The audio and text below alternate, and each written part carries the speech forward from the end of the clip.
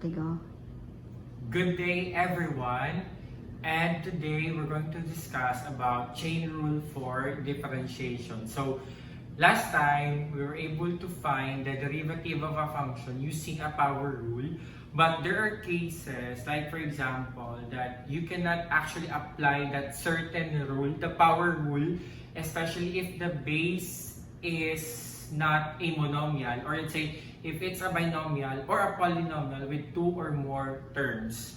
So that's why we have this chain rule in order to find the derivative of the function conveniently and not time consuming. Okay, so we have this the formula for the chain rule, or we have here the chain rule formula for power function. So we have f prime of a quantity b plus or minus c raised to n. So this one, whichever comes first, or which operation will be used in the problem. So that is equal to, so again, your n here is your exponent. So we have to apply the formula, which is n times a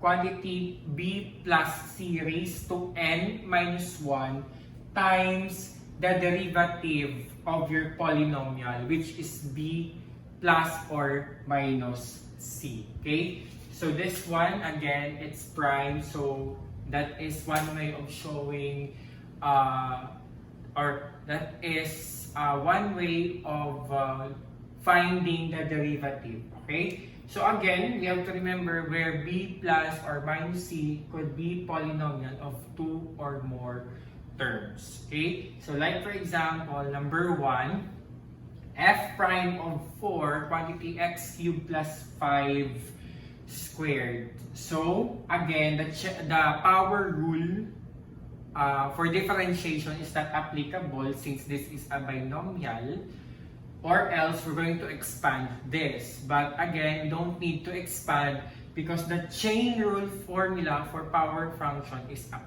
applicable. So again, our b plus c here is x cubed plus 5. So let's solve. So we have here, so this is equal to, your n here is 2. So 2 times 4. Then after that, quantity x cubed plus 5 squared, or 2 minus 1 times the derivative of your b plus c, which is x cubed plus 5. And after that, simplify. So this becomes 8 quantity x cubed plus 5 times derivative of x cubed plus 5 here is 3x squared.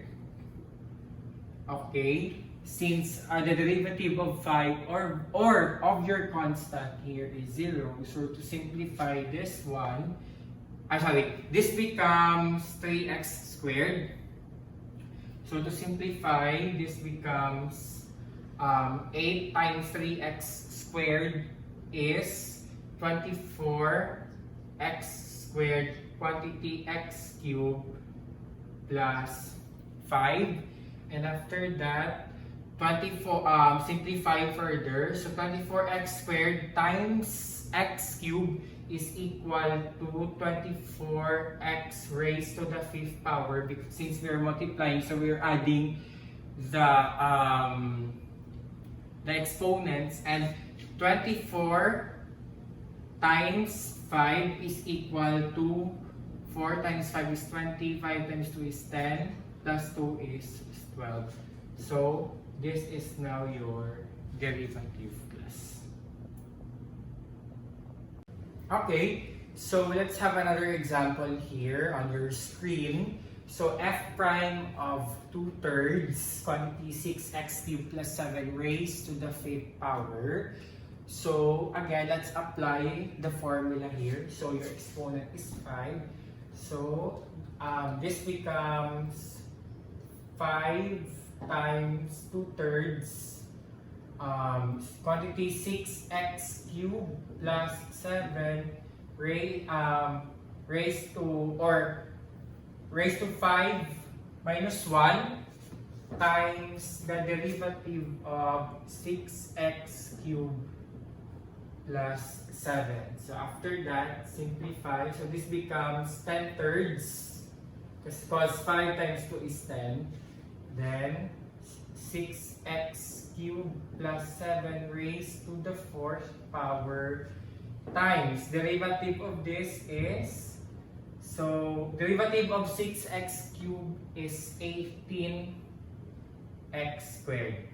And derivative of 7 is 0 plus. Okay? So that's it. Then after that, let's simplify. So 10 thirds times 18x squared. So 10 thirds times 18x squared, quantity 6x cubed plus 7 raised to the 4th power. So this one, let's multiply or simplify this one. So common factor is 3. So 18 divided by 3 is 6. So 10 times 6 here is 60x squared, quantity 6x cubed plus 7 raised to the 4th power. So that will be your final answer. Alright, so this time we're going to find the chain rule, or let's discuss chain rule for transcendental functions. So this includes your logarithmic functions, exponential functions, and trigonometric functions. Okay? So we have here, class, the formulas, but remember that we are going to use here u. So this is when u is a function of x and u is any polynomial. Okay? Again, this is just actually a your knowledge of differentiation or getting the derivative of your transcendental functions before will be applied here in your chain rule for transcendental functions. So the first one here is f prime of sine u. So that is equal to cosine u times u prime, or the derivative of u. Then after that, cosine u is equal to sine u times u prime. After that, derivative of tan u is equal to secant squared u times u prime. Derivative of cot u is negative cosecant squared u times u prime. Derivative of cosecant u is equal to negative cosecant u cot u times u prime. Then derivative of secant u is equal to secant u tan u times u prime. Derivative of e raised to u is equal to e raised to u times u prime. And we have there the derivative of a raised to u is equal to a raised to u ln a times u prime. Derivative of ln u is equal to u prime over u. And the last one is the derivative of log base a of u is equal to u prime all over u ln a. Okay, so let's have here some examples on getting the derivative of your transcendental functions using your chain rule. So the first one here, class, is f prime of your sine 5x. Now, we all know, class, that the derivative of your sine x is equal to cosine x. But this does not apply here because our reference angle before is x, is only x. But this time, it's 5x. So, mean to say, chain rule is now applicable. So, let's solve. So, remember, we have to find first for our u. So, u is equal to 5x. Then, after that, let's solve. So, copy first the formula. Write first the formula. Sine u is equal to cosine u times u prime. So this becomes cosine u times derivative of your 5x. So all we know, class, that derivative of 5x is 5. And simplify. So this becomes cosine 5x times 5. And final answer here is 5 cosine 5x. So we cannot actually multiply 5 to 5x because our 5 here will be our coefficient and our 5x here is our reference angle. Okay, so next one is number 2, secant, f prime of secant quantity 2m raised to the 4th power minus 7. So again, let's find first for our u. So technically, our u here is 2m raised to the 4th power minus 7. After that class, you write the formula of your secant u, which is equal to secant u is equal to secant u tan u times u prime. And simplify, so this becomes secant u tan u times the derivative of this is 2m cubed minus 7. So simplify, secant u tan u, so derivative of 2m cubed here is, this is 4. So this becomes 8m cubed because 4 times 2 is 8, then 4 minus 1 is 3, then derivative of 7 is 0. So simplify, this becomes 8m cubed secant 2m raised to the 4th power minus 7 tan 2m raised to the 4th power minus 7. So that's the final answer, guys. Okay, what about here for number 3 class? So the given problem is f prime of your quantity 5x cubed plus 7 raised to the 8th power. So basically, our u is equal to this one. So u is equal to 5x cubed plus 7 raised to the 8th power. After that, let's simplify. So you copy first the formula of your cot u. Cot u is equal to negative cosecant squared u times u prime. After that, let's solve. So this becomes negative cosecant squared u times derivative of your 5x cubed plus 7 raised to the 8th power. Okay, so after that, get the derivative of this one using chain rule for a power function class. So negative cosecant squared u times derivative of this one is using chain rule. So 8 quantity 5x cubed plus 7 raised to the 7th power times derivative of this. So this becomes derivative of 5x cubed plus 7 is 15x squared because 3 times 5 is 15, then 3 minus 1 is 2. Then derivative of 7 is 0 plus. So let's simplify.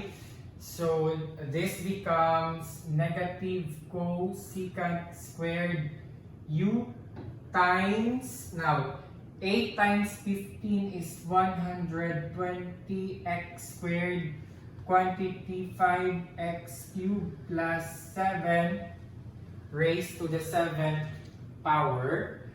Then the final answer here is equal to, since this is negative, so negative 120x squared quantity 5x cubed plus 7 cosecant squared, then replace now your u here, cosecant squared 5x cubed plus 7 raised to the 8th power class. Okay, so that will be your final answer. Okay, next, number 4, f prime of 6e raised to 7x minus 9.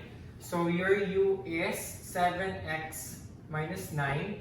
Then after that, let's have here the formula of your, the formula of your e. So e raised to u is equal to e raised to u times u prime.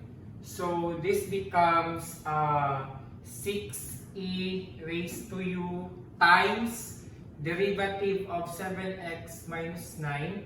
So this becomes 6e raised to u times derivative of 7x minus 9 is 7.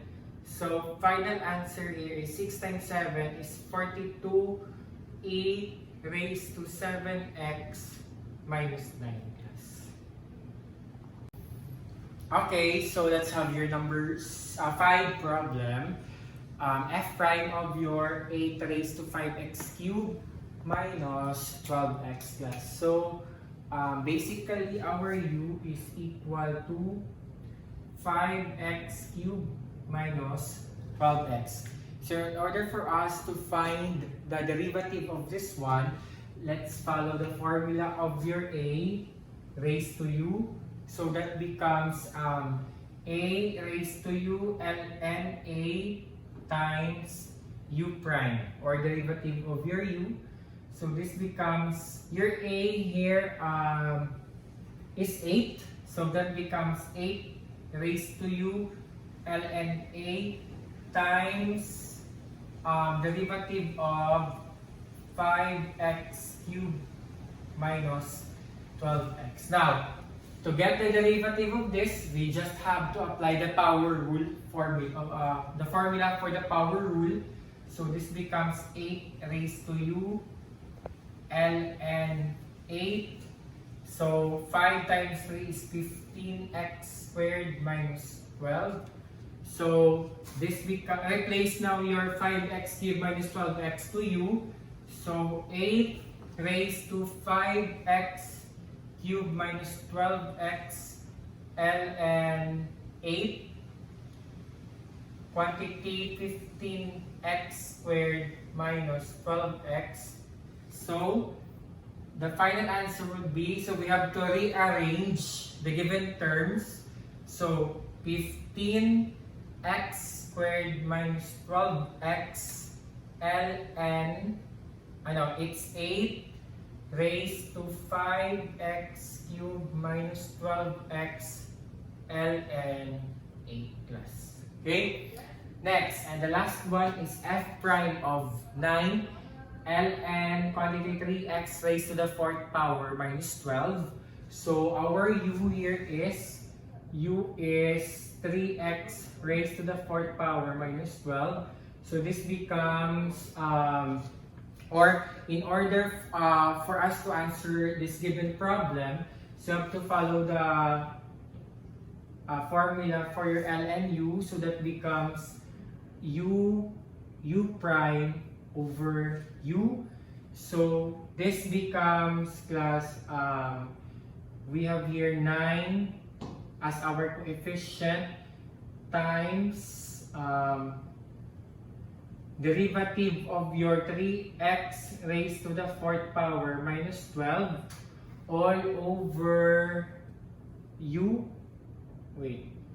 So this becomes only the derivative of your 3x raised to the 4th power minus 12 all over u, which is 3x to the 4th power minus 12. So 9 times derivative of 3x raised to the 4th power here is 4 times 3 is 12. 12x squared. Derivative of 12 is 0. So copy the u, 3x to the 4th power minus 12. So, I'm sorry, this is cube. Sorry, because 4 minus 1 is 3. So, final answer is what? 12 times 9 here is 12, 24, 36, 48, 67, 82, 84, 96, 108. So 108 x cubed all over 3x raised to the 4th power minus 12 plus.